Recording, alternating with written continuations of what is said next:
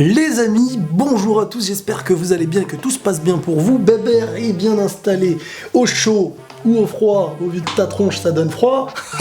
Elle est pas mal celle-là. Plus sérieusement les amis, aujourd'hui on va parler de cet épisode 122 de Dragon Ball Super. Alors les amis, on est aujourd'hui dans une analyse, on est dans quelque chose de plus réfléchi. Hein, c'est pas le live réaction, là. C'est pas la vidéo live réaction où non. Là c'est du très sérieux. Et je vais vous dire les choses comme je le pense. Donc pour moi, si je devais déjà très rapidement dire ce que j'ai pensé de l'épisode, j'étais à la fin, on va dire, sur ma faim. Et c'est normal, c'est le début de quelque chose. Mais quand je dis que j'étais sur ma faim, c'est que le problème, premièrement, c'est qu'on nous avait un peu trop teasé Vegeta, et tout ce qu'on nous avait teasé dans la preview de Vegeta, c'est presque vu sans réellement y ajouter quelque chose à part ce qui s'était mangé dans la tronche. Vegeta prend un avantage, prépare un Final Flash du tonnerre, l'adversaire comme celle qui possède un petit peu le corps parfait se doit de l'accepter pour prouver la forme et la puissance qu'il possède, et la suite, c'est la même chose parce que, rappelez-vous bien, celle s'était mangé le Final Flash, il était complètement dégommé, sauf qu'on sait qu'il a les cellules de Piccolo et il a fait revivre son corps, je sais pas quoi, comment on dit. Et là, Jiren l'a fait d'une autre manière. Jiren a fait semblant d'être par terre, boum, il est réapparu et il a fait du sale à Vegeta. Dispo, Toppo et Jiren sont à leur meilleur niveau, ils sont au top et ils nous montrent qu'ils peuvent poser de gros dégâts à nos potes. Oui, nos potes, c'est qui ? C'est qui nos potes? C'est les mecs de l'univers 7. Je les connais pas, tu les connais pas, ne me prends pas la tête. Mais cette finale est lancée dans les chapeaux de roue parce que c'est Vegeta qui lance un petit peu le bal avec Jiren et non Goku. Il y a d'autres questions aussi, c'est le Saiyajin Blue de Goku. Comment se fait-il qu'il est quelque part similaire à le Saiyajin 2? Hein, c'est juste la couleur de cheveux qui change, mais il a le même nombre de cheveux, les mèches et l'électricité autour. Et ce qui prouve un petit peu aussi qu'il est meilleur que le Saiyajin Blue qu'il était, c'est aussi quand il est face à Jiren, qui se met vraiment en colère, il passe à un stade où Jiren, même lui, ouvre les yeux, tu vois, quelque part il te fait, tu vois, chose que tu ne peux pas faire, t'as pas de sourcils. Et le truc il est là, on nous montre un impact envers Jiren, c'est celui où Goku se transforme, même si Vegeta a donc pris la relève par la suite. Je vais venir vite à Vegeta, parce que moi sinon je me connais, je vais oublier. Vegeta, on annonce dans cet épisode-là, parce qu'à un moment donné, il a même fait des esquives pas très loin d'un Ultra Instinct face à tous les coups de Jiren. Mais bon, maintenant, on va avoir de l'Ultra Instinct partout. Dès qu'un mec il esquive, on va dire Ultra Instinct? Ouais, non. Et un mec à l'école, il va te jeter une gomme, tu vas l'esquiver, tu vas dire Ultra Instinct. Calme-toi, c'est bon. C'est vrai qu'on a dit que la séquence du Final Flash avec Jiren, c'est similaire à un gros clin d'œil ou une copie, clairement, de Vegeta, de Super Vegeta face à Cell Perfect à l'époque. Mais le parallèle du tournoi qui se propose à Vegeta aujourd'hui, n'oublions pas qu'il est dans l'optique d'obtenir l'Ultra Instinct lui aussi. En tout cas, il le veut. Et il a vu Goku, comment il l'a obtenu. Est-ce que Vegeta est un genre de Michael Scofield, d'un génie du genre qui prévoit les choses à l'avance? Se frotter à Jiren est pour lui la meilleure manière d'éveiller en lui une maîtrise qu'il ne pouvait pas maîtriser face à d'autres adversaires qui n'ont pas réellement un niveau capable de pouvoir te mettre face à ta coquille personnelle, j'ai envie de dire, dans le sens où te retrancher face à ta survie la plus extrême. Comment Goku a donc obtenu l'Ultra Instinct? Après l'une de ses meilleures techniques, le Genki Dama, qui a jusqu'à aujourd'hui, à part Freezer qui l'avait esquivé, mais on parle pas d'esquive, a toujours tué presque son adversaire. Donc ça montre quand même la puissance de cette boule d'énergie, le truc, hein. C'est pas une balle rebondissante, hein.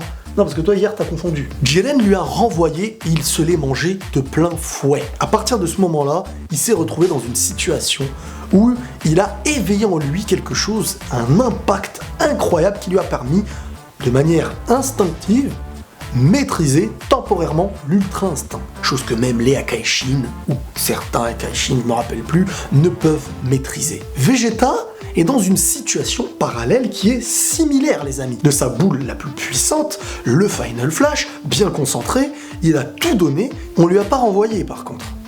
On lui a fait mieux que ça. Parce que si on lui renvoyait un Final Flash, c'est pas similaire à la boule du Genki Dama à mes yeux. Et le Final Flash, c'est de la destruction, voilà. On parle pas d'un petit velouté Fruix là.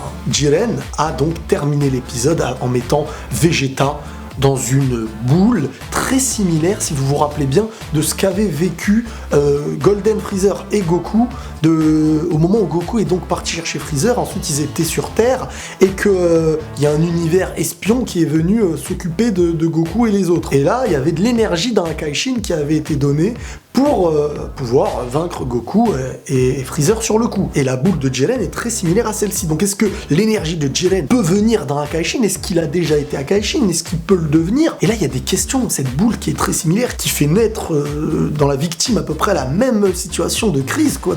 Dès qu'il est dans la boule, il tremble, elle ressemble comme deux gouttes d'eau, c'est la couleur qui est différente. Et franchement, moi je vois bien un délire. Soit on lui a donné un pouvoir d'Akaishin, le mec, soit il a en lui cette boule qui est similaire à un Akaishin, c'est très bizarre. Donc on parle d'une boule que Vegeta, je pense, n'a jamais connue en lui. Et là, c'est un détail très important, parce que si ça vient d'une puissance digne de celle que Goku s'était bouffée avant de la retirer, Golden Freezer qui l'a retiré très vite lui aussi, détail aussi à garder en tête pour la prochaine fois, et ben on va se dire que comme Vegeta n'a jamais réellement eu en soi quelque chose d'aussi intense, ça va le repousser dans un retranchement qu'il n'a jamais pu avoir. C'est ce qui a éveillé Goku à l'Ultra Instinct, c'est ce qui peut éveiller Vegeta à l'Ultra Instinct ou à autre chose. On a deux visions par rapport à ça. On se dit que Vegeta peut éveiller l'Ultra Instinct. On a l'idée que Vegeta éveillera un genre de forme parfaite de Saiyajin Blue, maîtrisé à 100%, un truc comme ça. Ou bien moi je pense qu'il peut éveiller un peu les deux. Ou peut-être de l'Ultra Instinct, mais à sa manière. Parce que ce qui dérange les gens, c'est par rapport à la photo qu'on a pu voir, il a les cheveux en Saiyajin Blue, mais les pupilles qui ressemblent un petit peu à du Migate no Gokui, l'Ultra Instinct. Donc pourquoi les pupilles sont clairement similaires, hein? Sauf que t'es en Saiyajin Blue. Si tu lui mets les yeux noirs avec ses pupilles, c'est la même chose que l'Ultra Instinct. Et surtout qu'on voit Whis dans cet épisode-là qui annonce quand même que Vegeta a l'air de se battre avec Jiren pour en arriver aussi à l'Ultra Instinct. Beerus qui évoque aussi certains petits détails. Pourquoi Vegeta n'aurait pas l'Ultra Instinct? Il pourrait l'obtenir, du moins à son degré. Et pourquoi il ne pourrait pas maîtriser l'Ultra Instinct en étant Saiyajin Blue? Si l'Ultra Instinct n'est qu'une maîtrise en soi, tu peux la maîtriser en étant au maximum de ton énergie comme un Saiyajin Blue. C'est comme un Kaioken que tu utilises en Saiyajin Blue. Tu maîtrises quelque chose que tu apportes à ta transformation. C'est une théorie, c'est ce que je pense, pourquoi pas en fait. Et ça voudrait dire que Vegeta pourrait obtenir quelque chose avant Goku, s'il l'obtient en étant Saiyajin Blue. Bref, là ce qui est intéressant dans cet épisode, c'est qu'on a vu aussi que le Daishinkan a rétréci les tribunes. Tout le monde se voit coller là, les restants. Il y a la question de certains qui venaient me dire, mais pourquoi il y a des Akaishin encore? Pourquoi il ne reste pas que 2 Akaishin? Les autres sont détruits normalement. Parce que, en aucun cas, c'est pas des Akaishin qui ont été détruits avec leur univers, c'est ceux qui font partie des univers qui ne participent pas au tournoi. Parce que d'entre vous, je sais qu'il y en a plein qui n'ont pas capté qu'il y a des Akaishin et des univers qui restent encore. Il y en a, ils n'ont pas participé au tournoi, ils sont pépères, spectateurs, chips coca, un truc comme ça. Parce que leur univers possède une note bien plus élevée qui n'était pas dans l'optique d'être détruit. Donc c'est sympa de les voir à côté, ça amène une petite pression en plus et plus de discussions intéressantes parce qu'ils sont à côté de toi, tu peux parler avec eux tranquille. Donc ça nous met clairement dans un bain d'une tribune. Ça me rappelle même dans Dragon Ball quand c'était serré la petite tribune qu'ils avaient dans les premiers tournois. Deuxième chose qui revient, comme je vous ai dit, c'est le Saiyajin Blue numéro 2 de Goku. Ça on en a parlé un petit peu au début. Goku, au fur et à mesure de son tournoi, on peut admettre qu'il a quand même enchaîné dernièrement des combats avec des persos très puissants. Il a maîtrisé l'Ultra Instinct, il a touché à ce qui est de l'Ultra Instinct, il s'est battu contre Kefla, Keflan, Jean-Jean et tout, il a vraiment... Voilà, surmener son corps, on peut dire que s'il atteint un genre de Saiyajin 2, si réellement c'est du Saiyajin 2, ou peut-être que c'est simplement des beaux dessins et plein de mèches en plus ramenés sans réellement d'explication, mais s'il a réellement éveillé, ce qu'on peut dire un genre de Saiyajin 2 Blue, bah on peut dire qu'il l'a mérité, il n'y a pas d'incohérence en soi, hein, pas besoin de pleurnicher. C'est bien beau de parler de Goku, de Vegeta, hein, Vegeta je compte sur toi, mais on va parler aussi de Freezer Dispo, et de C17 Gohan, Toppo Freezer. Individu qui sous-estime toujours l'autre. Sauf quand c'est Jiren, hein, ça c'est clair, parce qu'il a prouvé les choses. Mais tant que ton adversaire n'a pas réellement prouvé et fait de trucs de psychopathe, Freezer il te sous-estime et il s'imagine au-dessus de toi. Les amis, Freezer c'est Freezer. Je vous le dis tout de suite, Freezer pour moi il va taper Dispo. Mais Dispo va nous montrer de très belles choses. Mais Freezer va devoir en arriver à du golden. Alors, il va pas battre Dispo en mode white, green, je sais pas quoi là. Parce que Dispo et les autres, c'est pas le commando géniaux, ils vont pas venir à genoux devant toi en te disant tu veux du pain, non. Non, ils sont là, les mecs ils vont te marbrer. Et on l'a vu, Dispo il t'a sorti une petite feinte.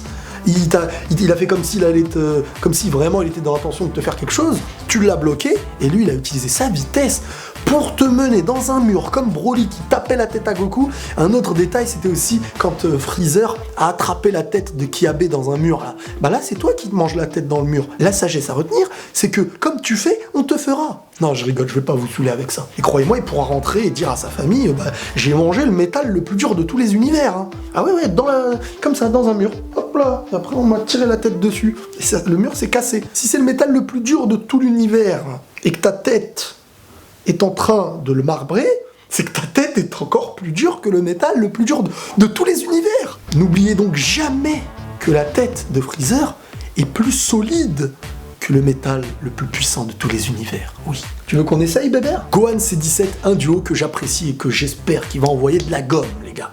Mais c'est Toppo en face. Toppo, c'est un demi-Akaishin, le mec. Le mec est candidat pour être Akaishin.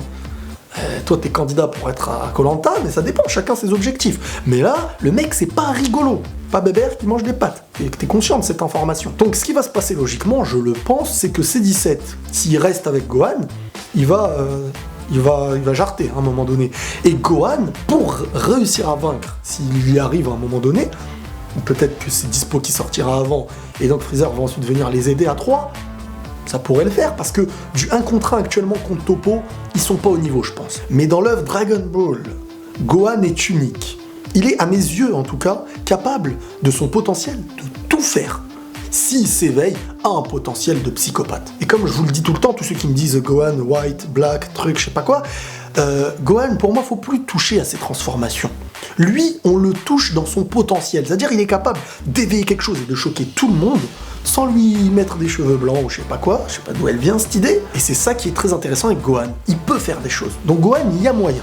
Mais C17, je pense qu'il est arrivé à quelque chose où là, il va être face à un mec qui va pas trop blaguer. Il n'est pas venu pour t'embêter tes animaux, mais crois-moi que tu vas finir animaliste, toi. Même si je kiffe C17, mais là, je pense que ça y est, ça va être le prochain à mes yeux. Donc, dans son ensemble, l'épisode, il se passe beaucoup de choses et on est toujours intéressé, parce que peu importe le personnage et l'adversaire, c'est fini les Yardrat et Jean-Jean. Là, on est dans du truc très sérieux. La finale est lancée. On va voir ce qu'elle va éveiller.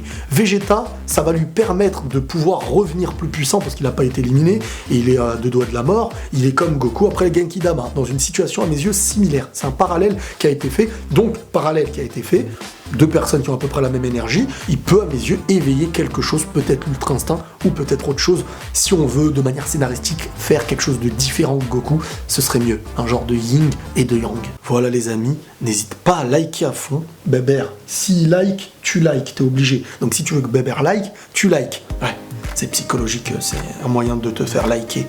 C'est tout pour aujourd'hui. Dans la semaine, on reparlera du générique de fin de ce qui s'est passé et peut-être de la preview du prochain épisode, ou peut-être en même temps, on verra. Quoi qu'il en soit, les amis, merci pour tout. N'hésitez pas à activer les notifications parce que de temps en temps, maintenant, le soir, je lance des petits lives. Des fois, entre 20h et 22h. Il y a des petits lives, parfois ça va commencer un peu plus tard, enfin bref, on en reparlera plus tard. Tuez les commentaires, tuez les likes, abonnez-vous si c'est pas encore fait, prenez tous soin de vous et la paix sur vous.